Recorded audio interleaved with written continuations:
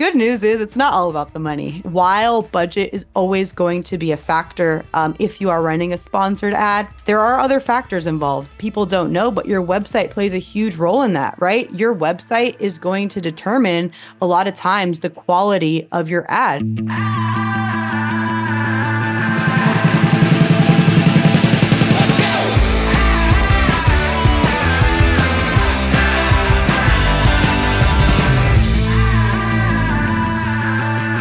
Hello, welcome to another Google Business Buzz, guys. We're joined today by the wonderful Melanie Montaagudo. She is a digital marketing specialist here at OMG National, and one of the best to ever do it, I would say. Welcome to the program. Thanks for joining us.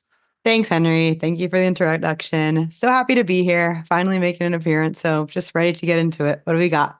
Awesome. Yeah, so today, we're going to talk about something really important. It's well, all about Google, as you know, right? But today we're talking about Google Ads and local service ads, right? Like, how has the landscape changed here in the past few months? And what are clients saying on your end? What is the feeling out there on the front lines? So to jump in real quick, how many clients would you say do you manage on Google Ads, and what industries are you covering? Yeah, so based on clients, I would say more than half of my clients are probably on a Google ad, whether that be local services ads or, the normal pay-per-click that we're all used to. And, a lot of things that I'm hearing from them is everybody always wants to be busy. And what we've noticed over the last couple months is local services ads and Google ads are more competitive than ever. And so a huge part of our job is figuring out to manage and continue to stay consistent in the quality and quantity of leads that we're getting these clients with our methodology, which we know is super important for both those platforms. For sure, for sure. Yeah, we all want to be busy, and if our clients are busy, we're busy, and we all love it. But you mentioned it. Things are changing, and this is a really fast-paced industry. What would you say is the biggest change here when we're looking at a SERP for, let's talk about roofing, right? If someone is looking for a roofer in their area, how has that changed from when you started at OMG to now? Yeah, I mean, you can do it on your own, whoever is watching this, right? Go ahead and pull up a search for roofer near me on your phone.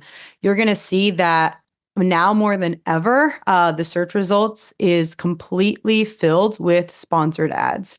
And so, the first thing you'll see is that local services ads campaign sponsored at the top.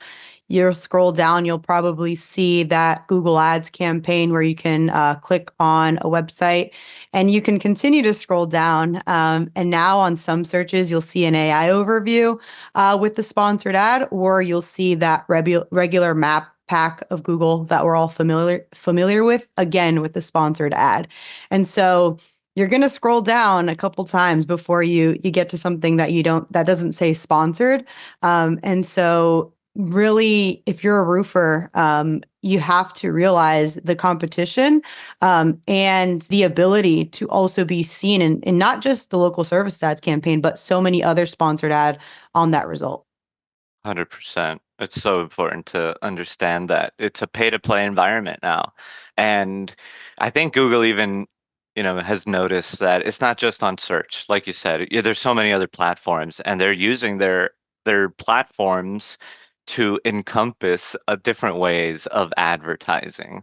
When you talk to your clients about display ads or all of these new ad types, what are their reaction, and how is it that you're educating them to understand LSA is always going to be above a classic Google ad, and you really should be enabling the AI advertising to actually compete. Yeah, I mean, it's a lot of times when you talk to clients about the landscape of Google and their sponsored ads, a lot of people don't even know that display, retargeting, performance max campaigns exist. And my job is to kind of break those down so that a client can understand. And one thing I like to say is the start of the client's journey in searching for a service that they need is going to start on the search results page usually.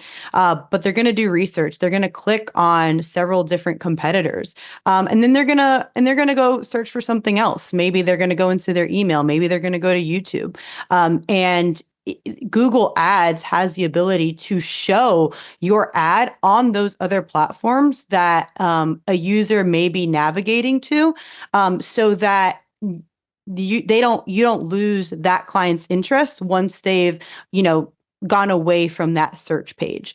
And so one thing you got to understand is, yeah, most likely they're going to Google to make that initial search, whether that be roofer near me, HVAC near me, but they're not going to spend all day there. They're going to go into other things on their phone. And if you can kind of follow those users outside of the search, you're essentially winning because that user is never going to forget about you. They're going to be retargeted. They're going to feel like, just like most of you probably feel like when you do a search for a new pair of shoes, that ad or that website is now following you, and that keeps the user on Google engaged with your business.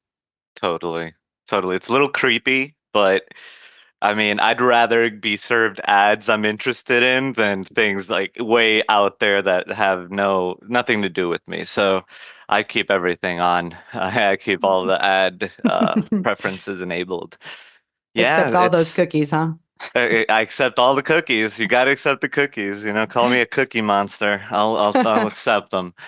But it's totally changed, and I can't imagine people that have been, accustomed to paying for clicks or paying for calls on Google Ads, right? A pay per call, pay per click ad, or it's and when they started with local service ads, the pricing per call was really cheap, but now since it's all competitive, things have changed.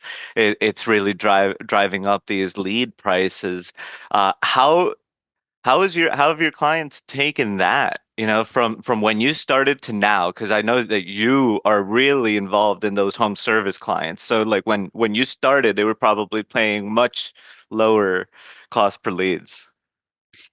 Yeah, 100%. I remember first coming in here a couple years back, and my tree service guys were paying maybe less than $20 for a tree removal call. And you have to understand, which is what I explain to all of my clients, is that as competitors enter the market, as the market becomes more saturated, Google is going to increase the price. Now we have more tree service or roofers or HVAC bidding, putting in budgets, saying that, hey, I'm willing to pay this amount for a call. And Google, unfortunately to our clients, is maximizing that as much as they can.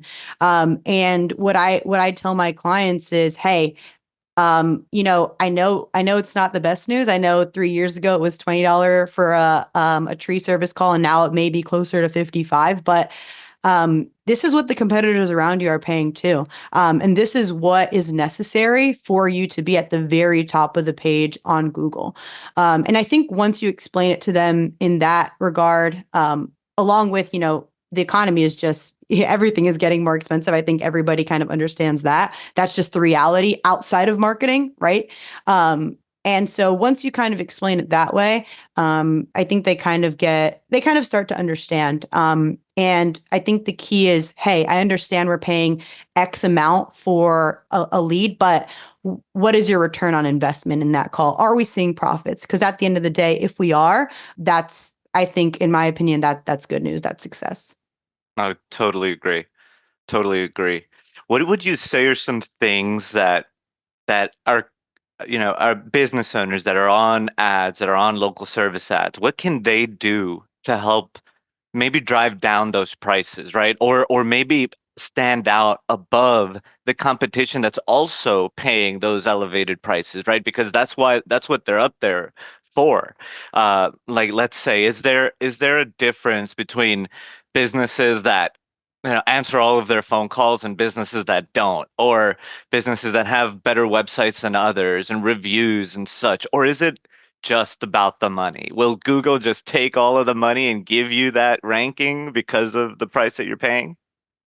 Yeah.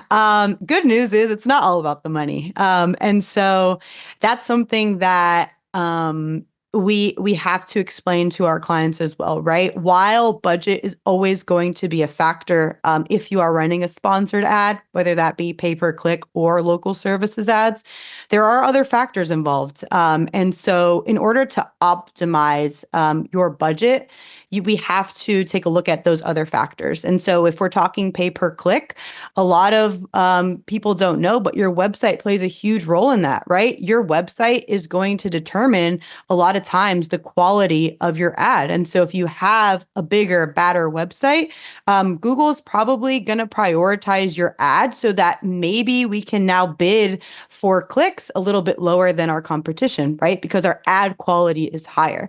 Now, when we talk about local services ads, a whole bunch of factors, right? You got to answer the phone.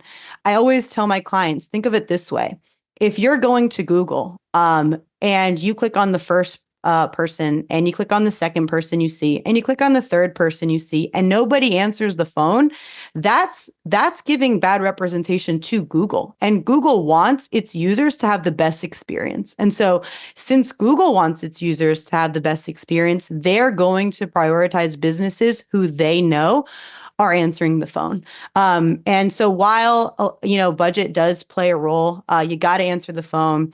You got to get reviews. Reviews is important for ads and for organic marketing. And you have to do your due diligence outside of the budget. And we know that there's a lot more factors than that. Well said.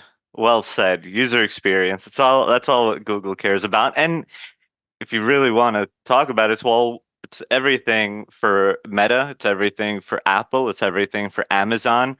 Like Amazon makes things so easy to get to your home, to even return. Like it's a beauty, right? It's all hooked up to your wallet, and you don't have to do anything. It's the user experience is excellent. And that's something that Google also prioritizes, and they will, you know, forego some ad budget to prioritize user experience. So that's a great point. That's an Yeah, excellent and point. and if I can piggyback off that, Henry, too, because sometimes when you tell clients, hey, budget is a factor, they also think that boosting that budget up to $500,000 a week is going to get them calls. And unfortunately, that's not the answer either. And so you if we can do a good job of explaining all of the factors that come into these ads to our clients, which I think we've really nailed that down here, then we can explain to them, the correct way to have a successful campaign. Because while budget is a factor, simply going in and telling Google your budget is $1 million isn't always going to help you. That's certainly true. Certainly true. I'm sure they want the money, but they want that user experience. It's worth more. It's worth more in the long Exactly. run. Excellent. Excellent. So in your opinion, what would the what product stack of ours would the ideal home service client have? Like that tree service business, how would they make sure to stay above the competition or between the top three? Loaded question, because if you ask me, Henry, they got to be on everything that we offer. But if I had to play devil's advocate a little bit and really get you on the best products for you, and you really got to start with, honestly, you have to start with a website, in my opinion. A website is going to help your Google business profile. It's going to help your ads, like we talked about, and it's going to help what we just discussed with Google, all user experience, right? Everything leans on user experience. And that, what I want clients to understand is that starts with your website. And so I would put them on a website. I would obviously get them on our Google Business Profile product. What I want also my clients to understand is while sponsored ads are so valuable, there's also so much value in also getting leads organically. Because if you can get some organic leads through your Google Business Profile, you can complement the strategies together. So you're not just spending thousands and thousands of dollars on ads and not getting anything from your Google Business Profile. You really want a balance of both. And so I'm going website, Google Business Pro. If you add local services ads onto that Google Business Pro products, we all know it as Google Calls Advisor. And so we can also manage that local services ads campaign for you and implement those methodologies. And finally, Google Ads, right? As discussed, there's so many ways to complement the search engine results page with a retargeting campaign, with a display campaign, so people can see your virtual billboard and they can interact with that. And so I know it's a whole bunch of information, but if you got a good website, you got a good organic presence, you're on local services ads with a little bit of display and retargeting in between there so that people never lose sight of your business, you're going to see a lot of success. Awesome. That covers it. That does cover it. I totally agree. The website is that backbone of the marketing campaign, the marketing and the advertising campaign. Um, Totally agree with that. And if we can manage everything for you in-house, it'll work even better, right? So having everything working in tandem. Excellent, excellent, Mel. I really enjoyed today's conversation. I think we've come up to the time. Is there anything that you want the listener to take away from the conversation? Remember, we're talking to business owners. We're talking to people that are trying to learn a little bit about marketing and advertising so that they don't get taken advantage of. And we just want to help them out. And if they choose us, we won't take advantage. Yeah, I think the biggest piece of advice I can give a business owner is that OMG National, like we're here to um, help your business succeed. You have to understand that if you're winning as a business, we're also winning with you. And we have everything it takes for your business to succeed. You just got to have a little bit of patience. You got to let us optimize the campaigns with some time, right? There's always a learning phase, and you have to take our feedback and navigate that feedback and kind of use that as an investment to improve your business. Marketing is investing, right? It's investing in your business so that you can grow. And if you can understand that, I guarantee you we have the perfect solution for you. But understand marketing is an investment and understand like we're on the same team. And so if you're ready to be on our team, if you're looking for a team to help and support you, like we have all of the answers. You just got to have a little bit of trust and patience and be ready to invest in your business. Well said. Got to have trust. It's all about trust. Awesome. Mel, thank you so much for your time today. Everybody, thank you for joining us on another GBB. And till next time, hasta la Thanks, Henry. pasta. Thanks, everyone.